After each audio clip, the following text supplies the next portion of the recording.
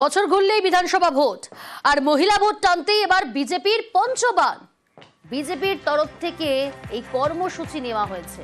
সুস্মিতা রয়েছে আমার সঙ্গে, তবে তার আগে আপনাদের জানাবো মহিলা ভোট টানতে বিজেপির পঞ্চবান। বিজেপি মহিলা মোর্চার পঞ্চমুখী কর্মসূচি আগস্ট থেকে ডিসেম্বরে বিজেপির বিশেষ কর্মসূচি।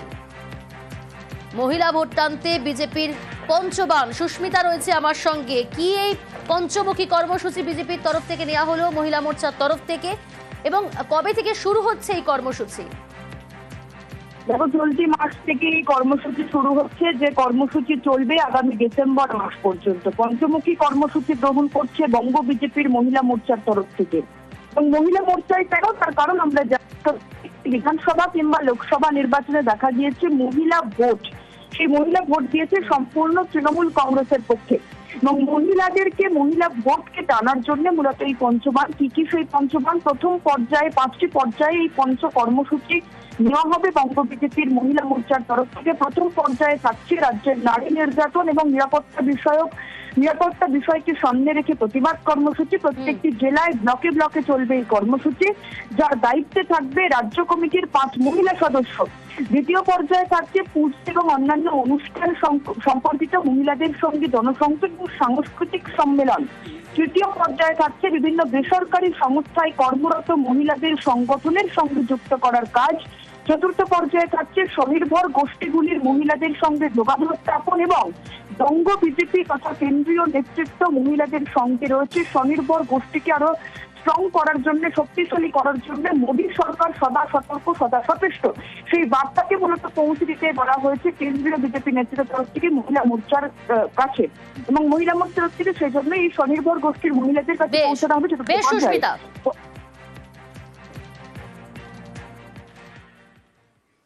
গতকালই আপনারা জানেন খানাকুলে তৃণমূল বিজেপির সংঘর্ষে একেবারে রণক্ষেত্র তুলকালাম পরিস্থিতি তৈরি হয়। আজ বিজেপির ডাকা বন্ধ, আর সেই 12 ঘন্টা বন্ধে ভোগান্তি। গতকাল খানাকুলে তৃণমূল বিজেপির সংঘর্ষ প্রতিবাদে আজ 12 ঘন্টার বন্ধ বিজেপির। সপ্তাহের প্রথম দিন বন্ধে হয়রানি। খানাকুলে বন্ধ বেসরকারি বাস চলাচল, দেখাচ্ছি সেই ছবি। রাস্তায় টায়ার জ্বালিয়ে বিক্ষোভ বিজেপি, রাস্তায় গাছ ফেলে অবরোধ বিজেপির। অশান্তি এড়াতেই পুলিশ মোতায়েন। বাস চলাচল বন্ধ রয়েছে। শুভদীপ রয়েছে টেলিফোন লাইনে। কি পরিস্থিতি শুভদীপ? কিছু কি স্বাভাবিক হয়েছে যান চলাচল? দেখো, এখনো পর্যন্ত কিন্তু বাস চলাচল করছে না একটিও খানাকুলে। তবে বেশ কিছু বাজার এলাকা বন্ধ থাকলেও সম্পূর্ণ যে বন্ধের প্রভাব পড়েছে এটা বলা যাবে না, কারণ বেশ কিছু এলাকায় রয়েছে এবং অন্যান্য পরিষেবা স্বাভাবিক রয়েছে। তবে কিছু কিছু এলাকায় অবশ্য দোকানপাট সম্পূর্ণ বন্ধ রয়েছে। তবে সপ্তাহের যেহেতু প্রথম কাজের দিন আজকে সোমবার, সেই কারণে মানুষের কিন্তু ভোগান্তি চরমে উঠেছে, কারণ বাস চলাচল করছে না। খানাকুল থেকে তোমার কলকাতা, আরামবাগ বিভিন্ন রুটে বেসরকারি বাস চলাচল করে, সেই সব বাস কিন্তু সম্পূর্ণ বন্ধ রয়েছে। এর ফলে সাধারণ মানুষকে এর ফল ভুগতে হচ্ছে, তারা যাতায়াতের সমস্যায় পড়ছেন। তবে টোটো চলাচল কিন্তু স্বাভাবিক রয়েছে, অন্যান্য বাইক চলাচল করছে। কিছু কিছু জায়গায় টায়ার জ্বালিয়ে বিজেপি বিক্ষোভ দেখানোর চেষ্টা করছে, বন্ধ সফলের জন্য তারা দাবি করছে। এবং কিছু জায়গায় গাছ ফেলে দেওয়া হয়েছিল, পুলিশ যদিও তৎপর রয়েছে, কারণ পুলিশ সঙ্গে সঙ্গে সেই গাছ সরিয়ে এই মুহূর্তে রাস্তা কিন্তু স্বাভাবিক রয়েছে। প্রিয়াঙ্কা, এসে দেখছি বাস বন্ধ, গাড়ি বন্ধ। বাড়ি ফিরে গেলে এমনি 20 টাকা ভাড়া দিচ্ছে, আবার 20 টাকা ভাড়া দিতে হবে। সকাল দিচ্ছি, কোথায় কি মারপিট হয়েছে, কোথায় কি বন্ধ করেছে আমি জানি না। বন্ধ রেখেছে, সব বন্ধ দেখতে পাচ্ছি, সব বন্ধ। এই পরিস্থিতি এখন পুরোপুরি স্বাভাবিক। কিছু গাছের ওই গড়ি ফেলেছিল, সেখানে পুলিশ প্রশাসন দিয়ে বন্ধ করে দিয়েছে। গোটাটা সার্বিক খানাকুল বন্ধ বলেছে। খানাকুলের 85% খোলা, 15% বন্ধ। 15% যারা ব্যবসায়ী, তার মধ্যে বিজেপি সমর্থক আছে, তারাই বন্ধ রেখেছে। বন্ধকে সমর্থন করতে কৃষ্ণনগর ব্যবসায়িক সমিতি এবং কৃষ্ণনগর ক্ষুদ্র বাজার সমিতি আমাদের পূর্ণ সহযোগিতা করছে, তার জন্য ধন্যবাদ। কিন্তু দুঃখ লাগছে এইটাই যে খানাকুল থানার ওসি নিজে এসে এখানকার বাজার হাটকে খুলতে চাইছেন। বন্ধের কারণে ভোগান্তিতে পড়তে হয়েছে স্থানীয়দের, সে ছবিটা যেমন দেখালাম। পাশাপাশি গতকাল তৃণমূল বিজেপির সংঘর্ষে খানাকুলে তুলকালাম পরিস্থিতি তৈরি হয়, আহত হয় দুপক্ষেরই বেশ কয়েকজন, আর তাতেই রাজনীতির হাওয়া গরম। আজ 12 ঘন্টার বন্ধ বিজেপির।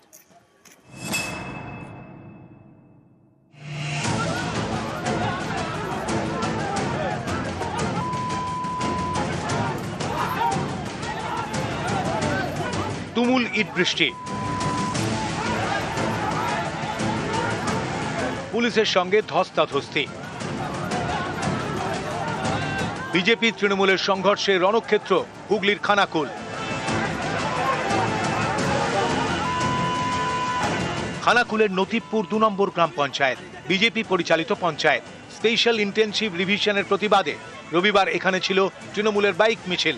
অভিযোগ, বলপায়ে সেই মিছিল পৌঁছতেই হামলা চালান বিজেপি কর্মী সমর্থকরা। শুরু করে ইট বৃষ্টি।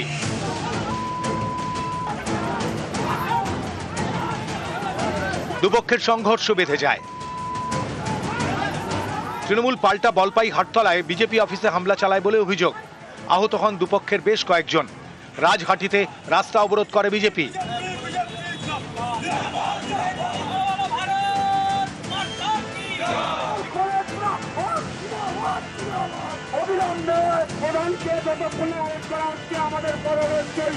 বলপায়ে পাল্টা রাস্তা অবরোধ করে তৃণমূল। তাদের দাবি, নতিবপুর 2 নম্বর গ্রাম পঞ্চায়েত বিজেপির শক্ত ঘাঁটি, সেখানেই তৃণমূলের বাইক মিছিল। এটা সহ্য হয়নি বিজেপির স্থানীয় নেতাকর্মীদের, তাই এই হামলা। শান্তিপূর্ণ একটা প্রতিবাদ মিছিল করছিলাম বলপাই হাটতলার কাছে। এই বিজেপি হারমাদদের একটি সরকারি জায়গা দখল করে এটি পার্টি অফিস বানিয়ে রেখেছে।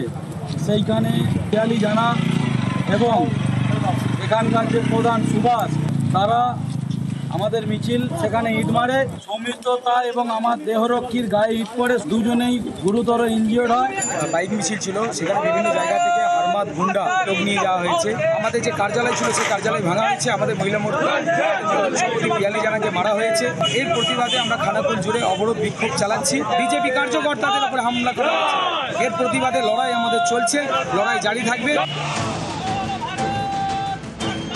সোমবার 12 ঘন্টা খানাকুল বন্ধের ডাক দিয়েছে বিজেপি।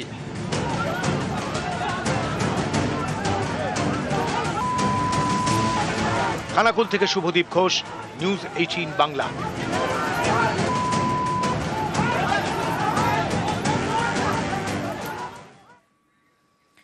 কুলতলির দিকে নজর রাখি। কুলতলিতে পলাশ সর্দার মৃত্যুর কিনারা করল পুলিশ। গ্রেফতার করা হয়েছে এক প্রতিবেশীকে। অর্পণ রয়েছে আমার সঙ্গে। অর্পণ, কখন গ্রেফতার করা হলো, কিভাবে পুলিশের জালে ওই প্রতিবেশী?